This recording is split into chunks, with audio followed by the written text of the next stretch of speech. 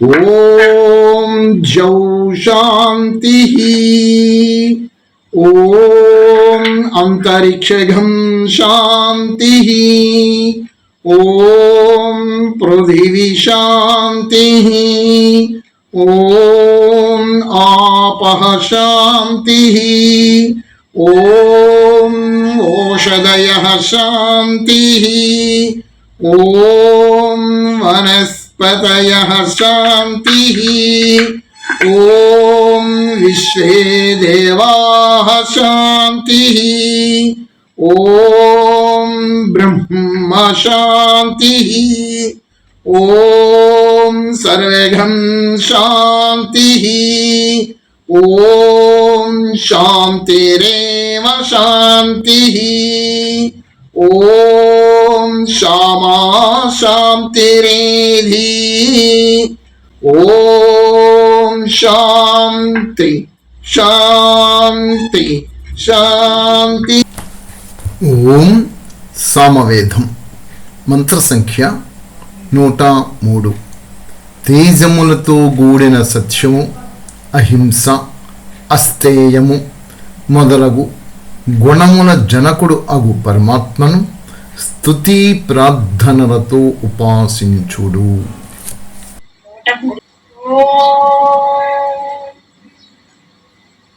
ఈడిష్వాహి పృథివ్యాం యజస్వజాతవేదసం చరిష్ణుందు మమ కృపీతశోచిసం.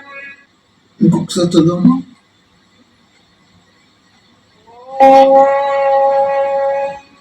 ఈడిష్వాహి పృథివ్యాం యజస్వజాతవేదసం చరిష్ణుందు మమ కృపీతశోచిసం. ఓం ఈడిష్యాహి పృథివ్యాఘం పృథివ్యాఘ్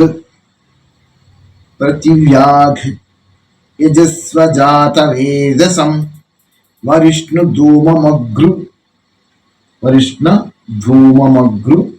భీతశోచిషం. ఓం ఈడిష్వాహి పృథివ్యాగం యజస్వజాతవేదసం చరిష్ణధూమమగ్రభీతశోచిషం.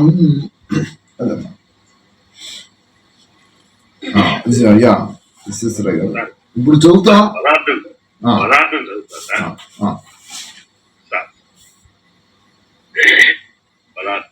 ఓ మానవులారా, మీరు ప్రతివ్యహం ప్రతి వస్తువునందునూ వ్యాపకమయ్యుండి చెరుష్ణు ధూమం దాని ధూమం వలె శత్రు ప్రకంపక ప్రభావము సంచారశీలకమయ్యున్నారు. అట్టి అగ్రుభీత శోచిషం సాటిలేని తేజము గల జాతవేదసం సద్గుణ రూప దివ్య ధనమునకు ఉత్పన్నమనొచ్చునట్టి పరమాత్మాగ్నిని ఈడిష్వాహి అవశ్యమగానే స్తుతించుడు మరియు ఆయనను పూజించుడు. భావార్థం దగ్గరికి వస్తే, ఎటుల ధూమశిఖలను పైకి లేపునట్టి మరియు మండుచుండు జ్వాలలు గల భౌతికాగ్నిని శిల్పయజ్ఞములను ప్రయోగించుదురో అటులనే ప్రతాపరూప ధూమముచే శోభించినట్టి ప్రదీప్త తేజములతో కూడిన సత్యము, అహింస, అస్తేయము మున్నగు దివ్య ధనముల జనకుడగు పరమాత్మ యొక్క అభివృద్ధిని కోరునట్టి మనుష్యులు స్తుతి పూజలను అమర్చవలను. ఇక్కడ పరమాత్మని ఏ రకంగా అంటే ఈ దివ్య గుణములైనటువంటివి దానికి దివ్య గుణానికి తండ్రి ఆయనే మనకి ఇవ్వాలి. ఆ పరమాత్మనే మనం పూజించాలి అన్నటువంటి అర్థం ఇక్కడ స్పృశిస్తూ ఉన్నట్టు సార్. తమరు కాస్తంత విశదీకరించే కానీ ఈ ఈ ఈ శిల్పయజ్ఞంలో ఏ రకంగా ఇది చేస్తారు ఆ వివరాలన్నింటినీ తమరు కాస్త విశదీకరిస్తారు. బాగుంది సార్. అయ్యా సుబ్బయ్య గారు, ఏంటి సార్ దీర్ఘంగా చూస్తున్నారు? ఏం చెప్తారు? మీరు చెప్పండి, మీరు చెప్పిన తర్వాత నేను కామెంట్ చేస్తాను. ఓకే. ఓ మానవులారా, ఎవరికి ఈ యొక్క వేద మంత్రాన్ని ఉపదేశిస్తున్నారు? ఎవరు చెప్తున్నారు అని పరిశీలిస్తే పరమాత్మ సర్వ మానవులకు తన యొక్క విధానాన్ని, లక్షణములను, గుణములను బోధిస్తున్నాడు, చెప్తున్నాడు. మానవులమైనటువంటి మనమందరం కూడా శరీరాలను ధరించిన తర్వాత ఎవరిని పూజిస్తున్నాము అని ఒక్కసారి ప్రశ్నించుకుంటే, ఎవరిని పూజిస్తున్నాం? ఇంతవరకు కూడా పూజించడము అంటే మన యొక్క అర్థము, మనం నేర్చుకున్నది, మనం చేస్తున్నది అనుకరణతో కూడినటువంటి విధి విధానాలతో చేస్తున్నామే తప్ప వేద ప్రమాణ అనుకరణతో మనం చేయటం లేదు. చాలాసార్లు వినిపిస్తూ వచ్చాం, మీరు భక్తి చేస్తున్నారు, మీరు భక్తి చేస్తున్నారు, ఎవరికి చేస్తున్నారు అని మిమ్మల్ని మీరు ప్రశ్నించుకుంటే, తల్లిదండ్రుల దగ్గర నుంచి మీరు ఏమైతే నేర్చుకున్నారో భక్తి రూపంలో దైవం పేరుతోటి చేసే విధానాలతోటి మీరు చేస్తున్నారే తప్ప అంతకు మించి మీరు చేయటం లేదు. మీ యొక్క భక్తి అనుకరణ భక్తి. ఎలాగ అనుకరణ భక్తి? మీరందరూ చిన్నబిడ్డలుగా ఉన్నప్పుడు, అమ్మ ఒడిలో ఉన్నప్పుడు అమ్మ మిమ్మల్ని పక్కన కూర్చోబెట్టి తన పూజా కార్యక్రమం చేసుకుంటే అవన్నీ చూస్తూ మీ మైండ్లో ఫీడ్ చేసుకున్నారు. కొంచెం పెరిగే కొద్దీ ఈ తాతయ్య, అమ్మమ్మ, నాన్నమ్మ, ఈ పెద్దవాళ్ళు, చిన్నాన్న, పెద్దనాన్న వీళ్ళందరూ కూడా ఇళ్లలో వాళ్ళు పూజా కార్యక్రమం చేస్తున్నవన్నీ కూడా మీరు చూస్తూ మీ మైండ్లో ఫీడ్ చేసుకున్నారు. ఆ తర్వాత విద్య బయటకు వెళ్తూ వస్తున్నప్పుడు, కొంచెం చదువులు పేరుతో బయటకు వెళ్తూ తిరుగుతూ చదువులు స్కూల్స్ వస్తున్నప్పుడు, ఈ పండుగలు వ్యవహారాలు వస్తున్నప్పుడు అవన్నీ పూజా విధానాలలో వాళ్ళు చేసే పద్ధతులన్నీ చూసి మైండ్లో ఫీడ్ చేసుకున్నారు. మీకు వివాహాలు అయిన తర్వాత మీకు భర్త, భార్య ఈ సంబంధాలు కుదిరిన తర్వాత ఆ వైవాహిక జీవితం ప్రారంభించినప్పుడు వేరేగా ఉద్యోగరీత్యా ఎక్కడో ఉంటే అక్కడ మళ్ళా మీరు చిన్నప్పటి నుంచి ఏమైతే చూస్తూ చేస్తూ వచ్చారు తల్లిదండ్రుల దగ్గర నుంచి, సొసైటీ నుంచి, మళ్ళీ అదే విధానాలతోటి మీరు అక్కడ పూజ మందిని ఏర్పాటు చేసుకొని సేమ్ డిటో మళ్ళీ చేస్తూ వచ్చారు. ఇది పూజించే విధానం, భక్తి. అవునా కాదా అయ్యా శంకరయ్య గారు, అమ్మా కళ్యాణి గారు? అవునా కాదా అని ఎవరు మాట్లాడరు. అనుకరణ, రైట్. అంటే మీరు చేస్తున్నదంతా అనుకరణతో కూడిన భక్తి. ఎందుకు చేస్తున్నారంటే ఇక్కడ మళ్ళా మిమ్మల్ని కొంచెం లోపలికి వెళ్ళి పరిశీలిస్తే మా జీవితాల సుఖ సంతోషాలతోటి ఆనందదాయకంగా సాగిపోవాలి, పిల్ల పాపలతోటి కళకళలాడుతూ మా జీవనం, కుటుంబం సాగిపోవాలి. ఈ విధమైనటువంటి కోరికతో మీరు ఆరాధించుకుంటూ వస్తున్నారు. ఈ మంత్రంలో పరమాత్మ చెప్పింది ఏమిటంటే, పరమాత్మ గురించి మీకు కొన్ని విషయాలు తెలుసు. సర్వవ్యాపకత్వం అనే విషయం మీకు తెలుసును. సర్వవ్యాపకమై ధూమ్రము ఏ విధంగా అయితే ధూమం వ్యాపించి ఉంటుందో సర్వత్రా, అదే విధముగా పరమాత్మ కూడా అణువు ప్రతి అణువందు విద్యామానుడే వ్యాపకమై ఉన్నాడు. ఇది మీ అందరి హృదయాలలో ఫిక్సప్ కావాలి. ఫిక్సప్ అయి ఉంటూ శత్రు ప్రకంపక ప్రభావము సంచారశీలమై ఉన్నాడా పరమాత్మ, రైట్.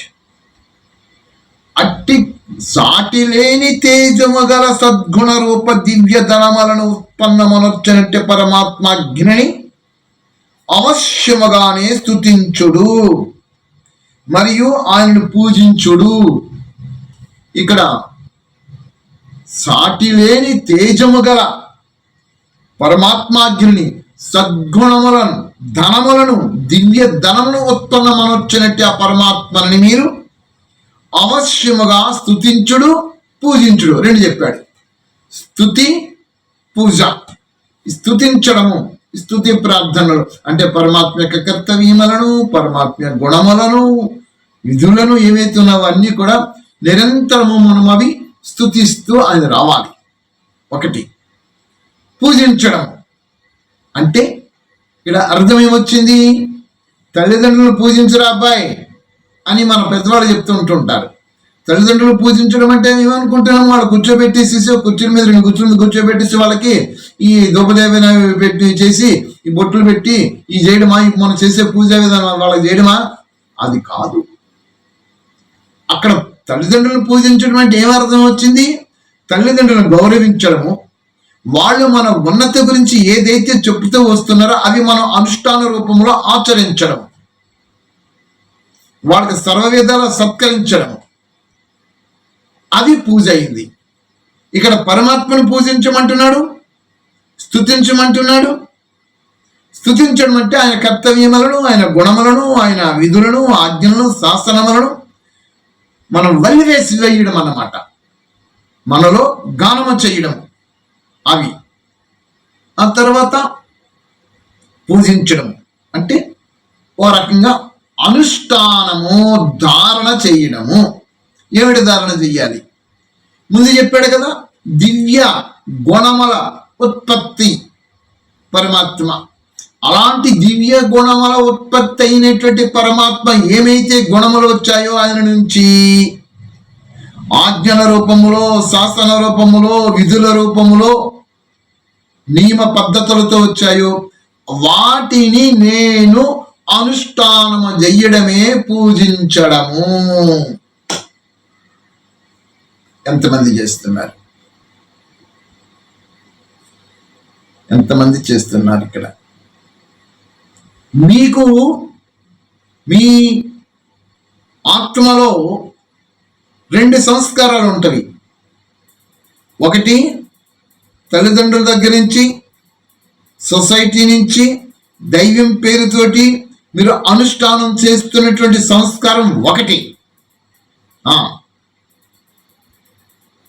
రెండవది వైదిక జ్ఞానములో పరమాత్మ జ్ఞానాన్ని అర్థం చేసుకుంటున్నారు. ఇప్పుడు మీరు పరమాత్మ జ్ఞానాన్ని అర్థం చేసుకున్న తర్వాత పూర్ణత్వముతో పరమాత్మకు సమర్పణ అయ్యి పరమాత్మ యొక్క ఆజ్ఞలని, శాసనములను, విధులను నియమపూర్వకంగా ఆచరించడము ఒకటి. ఇప్పుడు 2 పడవల మీద మీరు ఉన్నారు. 2 పడవల మీద మీ యొక్క ప్రయాణం సాగదు. అయితే ఈ పడవ మీద కాలెత్తీయాలి, లేకపోతే ఈ పడవ మీద కాలెత్తీయాలి. 2 పడవల మీద జీవనత సాగించేటటువంటి మీకు కత్తి మీద సాము లాంటిది ఇప్పుడు మీ జీవితం. మీ కుటుంబ వ్యవస్థలో మీకు వ్యతిరేకతలు వస్తాయి. ఎంతవరకు కూడా ఒక అనుకరణ పద్ధతితో మీ కుటుంబ వ్యవస్థ అంతా, మీ కుటుంబమేమే కాదు మొత్తం వ్యవస్థ అంతా అలాగే ఉంది. దాన్ని కాదని ఈ పరమాత్మ జ్ఞానాన్ని, విధానాన్ని, వైదిక ధర్మాన్ని మీరు ఆచరిస్తూ వస్తుంటే వాళ్ళలో వ్యతిరేకతలు వచ్చేస్తాయి. అలాగా వ్యతిరేకతతో ఉండినటువంటి వారు కొంతమంది ఉన్నారు. కుటుంబ వ్యవస్థలోనే యజమానిగా ఉండినటువంటి ఎవరెవరైతే పురుష పొంగవులు ఉన్నారు, వీళ్ళని ఎవరిని అడిగేవాళ్ళు లేరు. ఇంకా ఈ పురుష పొంగవులనే వాళ్ళే కదా యజమాని, వాళ్ళు ఎవరు అడిగిన వాళ్ళు లేరు. మాతలైతే కొంచెం మరి కుటుంబ వ్యవస్థలను ఉంటారు కాబట్టి వాళ్ళకి మిగతా వాళ్ళ మీద పెద్దవాళ్ళు వాళ్ళని వ్యతిరేకిస్తూ ఉండవచ్చు. ఈ ఘర్షణలలో ఉంటారు. ఘర్షణ లేనిటువంటి పురుష పొంగవులుగా ఉండినటువంటి వాళ్ళు ఎవరైనా సరే ఇంతవరకు ఈ అనుకరణ విధానాలతో ఉండే విధానాన్ని విడిచిపెట్టి వైదిక ధర్మ విధానాలతో ఒక్క పరమాత్మ స్వరూపాన్ని, బ్రహ్మస్థానములో హృదయ స్థానాన్ని ఆ పరమాత్మ కాబట్టి ఆయన చెప్పిన విధులతోటి మీరు పూజిస్తున్నారా? ఇప్పుడు మీకే ఈ ప్రశ్న. ఏం చెప్తారు? అంటే ఇంకా సంస్కారాలు పట్టుకుని వెనక్కి లాగుతున్నాయండి. అంత వేగంగా ఎక్కడ వదిలిపెడతావు? అవి ఇప్పుడిప్పుడు ప్రయత్నం చేస్తున్నాం మెల్లమెల్లగా విడిచిపెడతాం. ఒక రోజు 25 మార్నింగ్ విడిచిపెట్టేస్తాం అంటారు. ఓకే, మంచిదే, అలాగే చేయండి. కానీ ఒకటి గుర్తుపెట్టుకోండి, బలి కావాలి. బలి ఎవరి విషయం వద్దు, నా విషయం దగ్గరికి వస్తే మొదట్లో నేను అనుకరణ చేస్తూ వచ్చాను తెలియనప్పుడు. తెలిసిన తర్వాత ఒకే దెబ్బకి టాక్ అని కట్ చేసి పడేసాను. నేను అవి అనవసరం అనేసుకున్నాను అంతే. మళ్ళీ దృష్టిని కూడా రానివ్వలేదు. నాలాగే మీరు తయారవ్వాలనుకుంటున్నారు. అటు ఇటు ఇటు అటు మనసులు పెడుతూ వస్తుంటే ఆ సందిగ్ధం, సంశయం, ఆసిలేషన్ అటు ఇటు ఉంటే గమ్యస్థానం చేరడానికి కొంచెం కష్టం అవుతుంది. ఇక్కడ పరమాత్మ ఆజ్ఞ ఇస్తున్నాడు, పరమాత్మ ఆజ్ఞాపిస్తున్నాడు. అవశ్యముగానే పరమాత్మాజ్ఞని అవశ్యముగానే స్తుతించుడు మరియు ఆయనను పూజించుడు. అంతే. మరి ఏం చేస్తున్నాం? ఎవరిని పూజిస్తున్నాం? తిరస్కరిస్తున్నామా? చెప్పండి. మనం చేసే విధానాలు వ్యతిరేకం చేస్తే తిరస్కరించినట్టే. నామకావాస్తే జ్ఞానం వినడం. ఇది వినకపోతే ఇది రాదు కదా అండి. వినండి, ఆచరించండి, మీ తాలూకా విధానాలు అవి. భావార్థం దగ్గరికి వెళితే ఎటుల ధూమ శిఖలను పైకి లేపునట్టి మరియు మండుచుండు జ్వాలల గల భౌతికాగ్నిని శిల్ప యజ్ఞములలో ప్రయోగించుచుందురో. అది శిల్ప యజ్ఞం, శిల్ప విద్య. శిల్ప యజ్ఞం అంటే విద్య అన్నమాట. శిల్ప విద్యలు అంటే అగ్ని విద్యలు అంటారు. అగ్ని విద్యలు కఠోపనిషత్తులో వస్తుంది. ఉద్దాలకుడికి నచికేతుడికి జరిగిన తర్వాత నచికేతుడు యమాచార్యుడు దగ్గరికి వెళితే యమాచార్యుడు నచికేతుడికి అడుగుతాడు అగ్ని విద్యను నేర్పించమని. అగ్ని విద్య అంటే ఇప్పుడు టెక్నాలజీ. ఈ టెక్నాలజీగా కనబడేటటువంటి ఆ ఒక రూపము, ఒక పదార్థాన్ని తీసుకుని, ఒక ద్రవ్యరాశిని తీసుకుని రూపముగా తయారు చేయడానికి అగ్ని శిఖలతోటే దాన్ని రూపంగా తయారు చేస్తారు. ఏదైనా కానండి, అగ్ని రూపం లేకుండా ఏ వస్తువు మీకు తయారవ్వదు. అలాగనే ఇక్కడ ఆత్మను అన్వయించుకుంటే, మన స్వయాన్ని అన్వయించుకుంటే, మన స్వయములో ఆత్మస్వరూపమైనటువంటి నేను ఈ రాతిలాగా ఉన్నాను. అంటే ఒక పదార్థం ఏ విధంగా అయితే ద్రవ్యరాశి రూపం లేకుండా ఒక ముద్దు కింద ఉన్నదో, అలాంటి ముద్దుగా ఉండినటువంటి ఈ యొక్క పదార్థం అనేటటువంటి దాని ఆత్మ కూడా ద్రవ్యరాశి లెక్క వచ్చి చెప్తారు ఈ యొక్క తత్వశాస్త్రకారులు.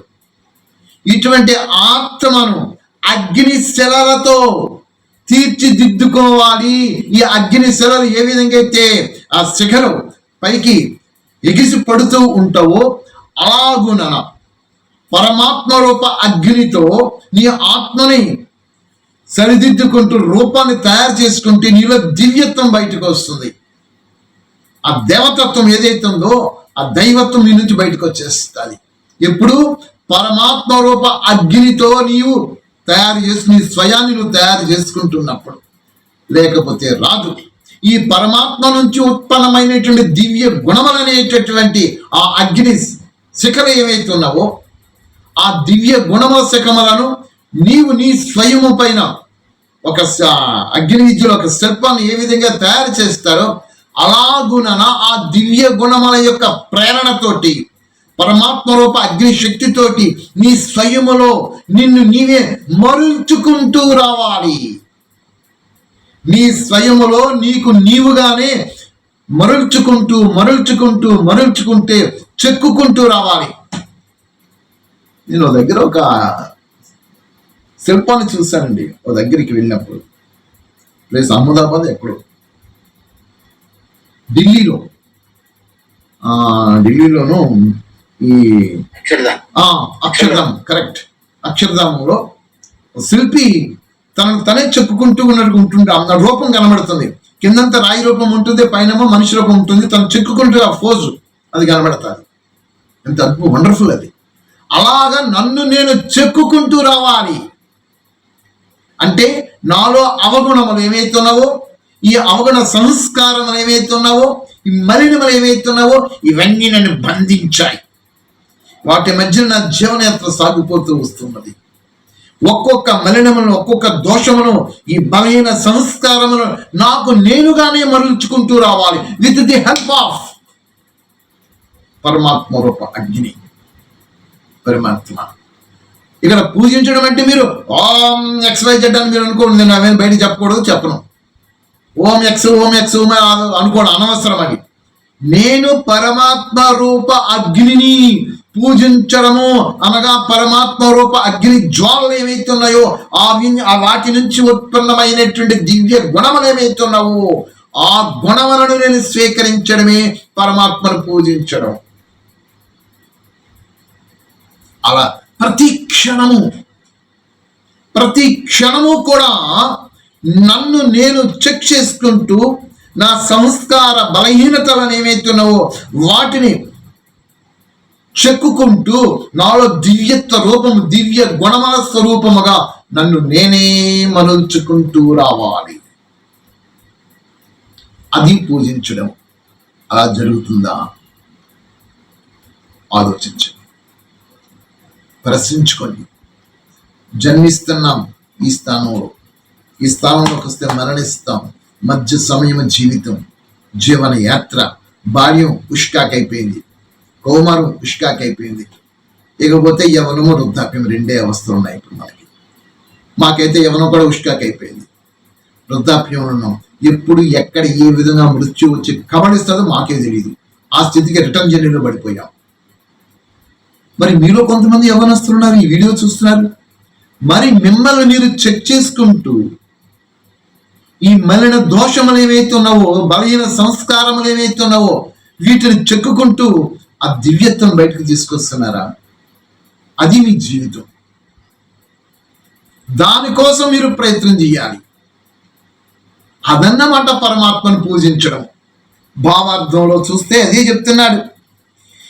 ఎటుల ధూమ శిఖరణ పైకి లేపినట్టి మరియు మండుచుండు జ్వాలలు గల భౌతికాగ్ని శిల్ప యజ్ఞములలో ప్రయోగించుచుందురో అటులనే ప్రతాప రూప ధూమము చే శోభించినట్టి ప్రదీప్త తేజముతో కూడిన అది ఏమిటి? సత్యం. ఏమండి, భగవంతుని జ్ఞానం చెప్తున్నాం, కార్యకర్తలుగా ఏజెంట్లుగా తిరుగుతున్నాము, మరి మీకెందుకండి రాగద్వేషాలు? నేను మీ మీద వ్యతిరేకత చెప్తుంటుంటే నా మీద ఎందుకండి కోపము? నా మీద ఎందుకండి ద్వేషము? అంటే మీరు నమ్మిన సిద్ధాంతానికి నేను వ్యతిరేకంగా చెప్పుతుంటుంటే నా మీద మీ కోపం వస్తే, నా మీద ద్వేషం వస్తే ఇంకా మీరేమి ఏజెంట్లు, మీరేమి కార్యకర్తలు, మీరే జ్ఞాన ప్రచారకులు. పోయింది, మీ జ్ఞానం విష్కాకైపోయింది. నేను చెప్పుతున్న జ్ఞానాన్ని మీరు పరిశీలించాలి కదా. మీరు నమ్ముకొని చెప్పుతున్న జ్ఞానాన్ని మిమ్మల్ని మీరు పరిశీలించుకోవాలి కదా. ఈ రెండింటినీ పరిశీలించాలి కదా. ఏది సత్యము అని బేరీజ్ వెయ్యాలి కదా. మీరు ఎక్కడ బేరీజ్ వేస్తున్నారు? మీరు నమ్మిన సిద్ధాంతాన్ని పట్టుకొని దాని మీద మంచి విశ్వాసంతో, సరెండర్నెస్ తోటి దాని మీద ఉంటున్నారు. అది ఎలాగ సత్యమయ్యింది? లేకపోతే నేను చెప్పిన సిద్ధాంతమే సత్యం అని చెప్పేసి నేను బిగించుకొని కూర్చుంటే ఇది ఎలాగ సత్యమయ్యింది? మీకు నాకు సత్య ప్రమాణములుగా ఏది జ్ఞానము? మేము కూడా పరమాత్మ జ్ఞానం చెప్తున్నామండి, మేము పరమాత్మే చెప్తున్నాడు జ్ఞానం చెప్తున్నాం మీరు అంటున్నారు. పరమాత్మ జ్ఞానమే చెప్తున్నారు మీరు అంటున్నప్పుడు, నేను కూడా పరమాత్మ జ్ఞానమే చెప్తున్నాను నేను అంటున్నప్పుడు, మరి మీరు చెప్పే పరమాత్మ జ్ఞానములో ఉండినట్టే విషయం లోపములేమిటి? నేను చెప్పే పరమాత్మ జ్ఞానంలో లోపములేమిటి?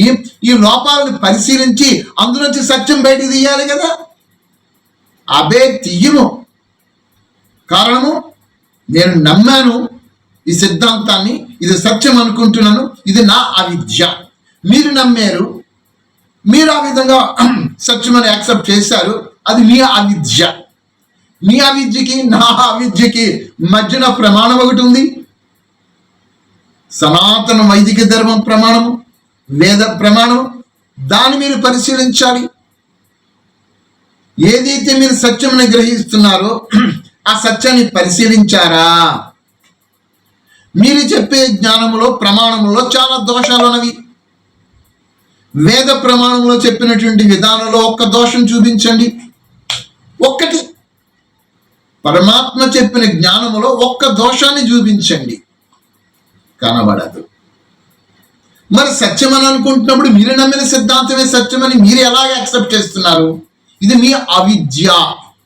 కోపగించుకోకండి, ద్వేషించకండి, పరిశీలించండి, అర్థం చేసుకోండి.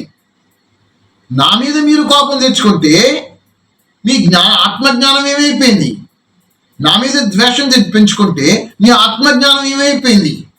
ఇదా మీ ఆత్మజ్ఞానం మీరు బోధించేటటువంటిది? పోయింది జ్ఞానం. సిద్ధాంతపరంగా కలవ ఉన్నప్పుడు వ్యక్తుల పరంగా ప్రేమతో కలిసి ఉండాలి కదా. మీరు ఆ సిద్ధాంతాన్ని నమ్మారు, నేను వైదిక సిద్ధాంతాన్ని నమ్మాను. నేను సిద్ధాంతాలు భిన్న రూపాలుగా ఉంటున్నవి, కానీ నేను మిమ్మల్ని ప్రేమించాలి, మీరు నన్ను ప్రేమించాలి కదా. ఆ ద్వేషభావం ఇద్దరి మధ్యన తీయాలి కదా. నాతో మీరు మాట్లాడటం మానేసేసి నాతో మీరు కోపగించుకుంటే ఇంక మేమే జ్ఞానం చెప్తున్నారు మీరు. ఉష్కాకైపోయింది మీ జ్ఞానం.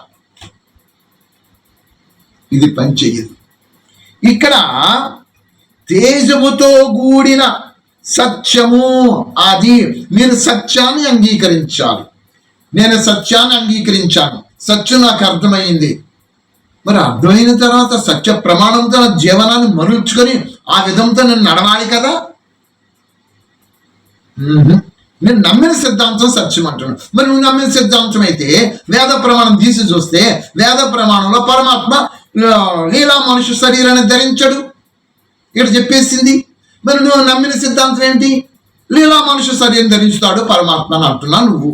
మరి దీని ఎలా యాక్సెప్ట్ చేస్తావు? నీకు వేద ప్రమాణం తీసుకుంటావా? ఈ బాబాలు గురువులు చెప్పిన దానికి ప్రమాణకం తీసుకుంటావా? ఇక్కడ వీగిపోయి అప్పుడే నీ జ్ఞానం వీగిపోయింది. ఎందుచేత వేదాలలో పరమాత్మ లీలా మనుష్య శరీరం ధరించుతాడని లేదు. ఈ సత్యం దగ్గర అది పోయింది. అలా కాదండి, పరమాత్మయే మానవ శరీరంలోకి వచ్చి జ్ఞానం బోధిస్తున్నాడు, పరమాత్మ చెప్తున్నాడు.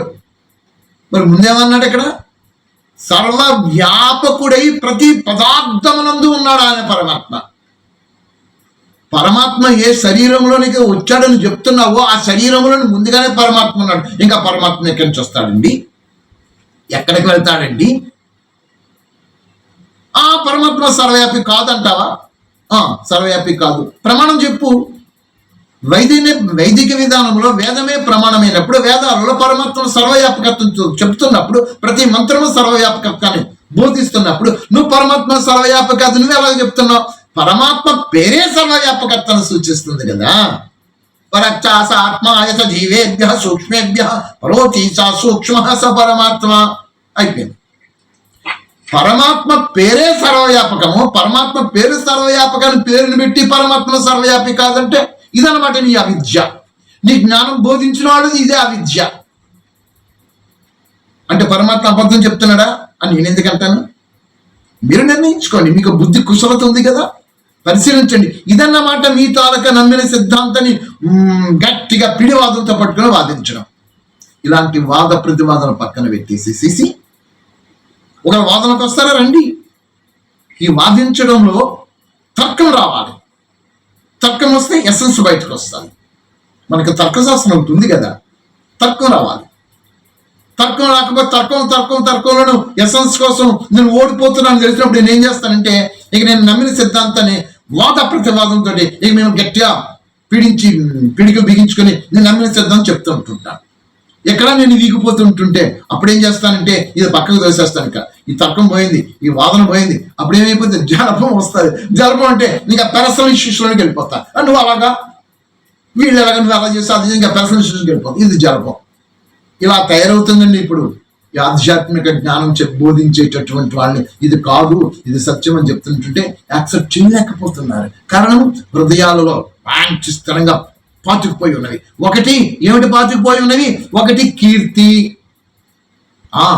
2 గౌరవ మర్యాదలు, 3 10 మందిలో ఓహో ఆహా గొప్ప అనిపించుకోవడము, 4వది పొజిషన్ ఆ హోదాకి, 5వది ఫైనాన్షియల్ ధనానికి. ఈ 5 విధాలుగా ఇప్పుడు ఉండేటటువంటి వ్యవస్థలో ఉండినటువంటి ఈ కార్యకర్తలు కావచ్చు, ఎవరెవరైనా కావచ్చు, లేకపోయినట్లయితే పెద్దవాళ్ళు కావచ్చు, అందరూ దీంట్లో చిక్కుబడిపోయారు. అందుకనే సత్యం అని అన్నాడు ఇక్కడ. తేజముతో కూడిన సత్యము అహింస. అహింస. పరమాత్మను పూజించడం ముందు అన్నాడు కదా, స్తుతించండి పూజించండి అని అన్నాడు కదా. ఏమిటి పూజించడము అంటే? పరమాత్మను పూజించడం అనగా సత్యవ్రతమును స్వీకరించడము. యో సత్యం వదంతి తే వై దేవాః చెప్తుంది. సత్యాన్ని వచించాలి.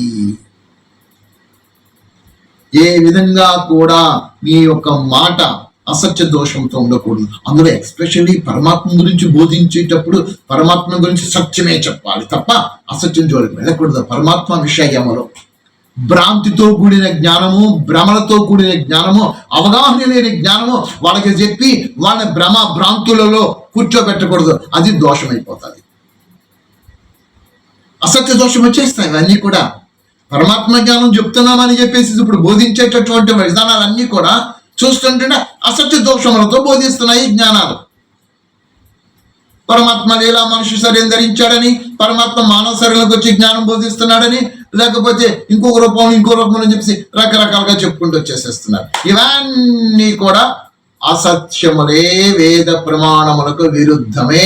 ఖచ్చితంగా కొండ బద్దలుపెట్టి మరి చెప్తున్నా, వేద ప్రమాణంతో కాదంటారా? రండి, వేద ప్రమాణంతో రండి, డిబేట్కి రండి, కామెంట్స్ పెట్టండి, మీకు ఆన్సర్ చెప్తా. ఎంచేత జ్ఞానము, వేదం అనే ఖడ్గం ఉంది ఇక్కడ.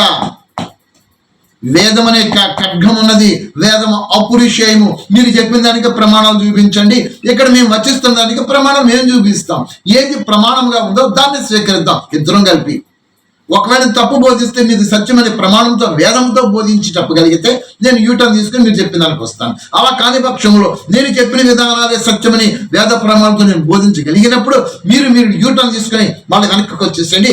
బ్యాక్ టు సనాతన ధర్మ, బ్యాక్ టు వేదాస్. వేదములు అపురుషేయములు, వేదములు ఈశ్వరి కృతము, వేదములు సనాతనమైనటువంటివి, గ్రంథకర్త ఆ ఈశ్వరుడు. అలాంటి పరమాత్మ ఈ మంత్రములో అవశ్యముగా స్తుతించుడు మరియు ఆయనని పూజించుడు అని చెబుతూ ఆయన నుంచి పరమాత్మ అగ్ని రూపంలో తేజముతో కూడినటువంటి సత్యము, అహింస, అస్తేయము, మున్నగు దివ్య గుణములు, అష్టాంగ యోగాంగ సాధనములు. అది ఇక్కడ మున్నగంటే అవి వచ్చేసినాయి. యమ, నియమ, ఆసన, ప్రాణాయామ, ప్రత్యాహార, ధారణ, ధ్యాన, సమాధి, యమములు, అహింస, సత్యము, అస్తేయము, అపరిగ్రహణము, బ్రహ్మచర్యము, నియమము, అబో, శౌచము, సంతోషము, అస్తేయము, శౌచము, సంతోషము, ఈశ్వర ప్రణిధానము, తపస్సు, ఇవన్నీ రావాలి కదా. స్వాధ్యాయనము, ఇవన్నీ ఇవి 5, అవి 5, ఇవి రావాలి కదా. ఇది కదా పరమాత్మ యొక్క మున్నగు గుణములంటే. తేజములే అహింస, సత్యం అంటే ఇవన్నమాట. ఈ గుణములను మీ అనుష్ఠానము చెయ్యడమే పరమాత్మని ఉపాసించడము. అంతగమించి మీరు భిన్నముగా ఏమి చేసినా అది ఉపాసన కాదు. మీరు చేసుకుంటూ చేసుకుంటూ వెళ్ళండి, మీ అభిమతం, మీ ఇష్టం. మీ ఇష్టం కాదంటే మీ కోపాలు వచ్చి పడిపోతాయి. మున్నగు దివ్య ధనములను, దివ్య గుణములకు జనకుడు ఎవడు? ఆ పరమాత్మ. ప్రతి క్షణము కూడా మనం ఎలా ఉంటున్నాము? ప్రకృతితో బంధింపబడి ఉంటున్నాము. దేహమే ప్రకృతి కాబట్టి ఈ దేహంలో బంధింపబడి ఉంది కాబట్టి ఆత్మ, ఈ దేహము తన యొక్క సహజ స్వభావమైనటువంటి గుణములైనటువంటి వాటి వైపునే ప్రయాణం సాగిస్తూ వస్తుంటుంది. ఆత్మ కూడా అందులో బంధింపబడి ఉంది కాబట్టి ఈ ప్రకృతిని భోగించాలి కాబట్టి ఎలా భోగిస్తుంది? ఇంద్రియ సుఖముల ద్వారా, ఇంద్రియముల ద్వారా. ఎలాంటి ఇంద్రియముని ప్రకృతి యొక్క ఆకర్షణలకు బంధింపబడకుండా వెనకకి మరలి తన స్వధర్మములో, తన స్వస్థితిలో ఆత్మ ఉండాలి. ఆత్మ తన స్వధర్మములో ఉండాలనేటట్లయితే ఏమి ఆచరించాలి? ఇదిగో ఇవి ఆచరించాలి. ఏమిటిది? అష్టాంగ యోగాంగ సాధనము. ఇదే సార్వభౌమ వ్రతం. ఈ వ్రతం స్వీకరించాలి. ఈ వ్రతం స్వీకరించారా? మరి మీరు ఏం చేస్తున్నారు? దేవుడి పేరుతోటి, దైవిక కార్యక్రమంతో, అంటే దృశ్య పదార్థములుగా కనబడేటటువంటి విధానాలతో, దైవ కార్యక్రమాల పేర్లతోటి మీరు చేసుకుంటూ వెళ్ళిపోతున్నారే తప్ప మీ లోపల ఉన్నటువంటి ఆ దివ్య తేజ స్వరూపుడు, ఆ మంగళ స్వరూపుడు, ఆ పరమాత్మ రూపుని మీరు అనుసరిస్తూ పూజిస్తున్నారా? మీ లోపల ఉన్న పరమాత్మను మీరు పూజించాలండి. పరమాత్మ రచన అయినటువంటి పంచతత్వములలో ఒక తత్వాన్ని తీసుకొని ఒక రూపాన్ని పెట్టేసేసి ఆ రూపానికి నేను పూజిస్తున్నా, పరమాత్మను పూజిస్తానంటే శాస్త్రం యాక్సెప్ట్ చేయదు. శాస్త్రం యాక్సెప్ట్ చేస్తాదనేటటువంటి బాబాలు, ఈ గురువులు, ఈ పండితులు, విద్వాంసులు కొంతమంది ప్రవచనకారులు ఆ విధానాలతో మీకు బోధించుకుంటే మీ బుర్రలోకి ఫీడ్ చేసి పడేశారు. అవే పట్టుకుని మీరు చేస్తున్నారు, మేము పరమాత్మను పూజిస్తున్నాం అంటున్నారు. దానికి అనుగుణంగా నదీ నాంగచ్చతి సాగర, నదులన్నీ సాగరంలో కలిసిపోతాయని చెప్తున్నారు. యాక్సెప్ట్ చేస్తున్నారు, వెళ్ళిపోతున్నారు. హ్యాండ్ రైజ్ చేశారు ఎవరు బాబు? ఆ జ్ఞాన అవధూత నాయన మహేంద్ర చెప్పు బాబు ఏంటో. మామూలుగా మేము అష్టపాశాలు కూడా కొన్ని ఉన్నాయి సార్. అమ్మా ఒకటి కులము, 2 బలము, 3 ధనం, 4 అందం, 5 భోగం, 6 కీర్తి, 7 పదవి, 8 పాండిత్యం. వీటితోనే మనం కిందకి దిగిపోతూ ఉన్నాం. బాగా చెప్పావు,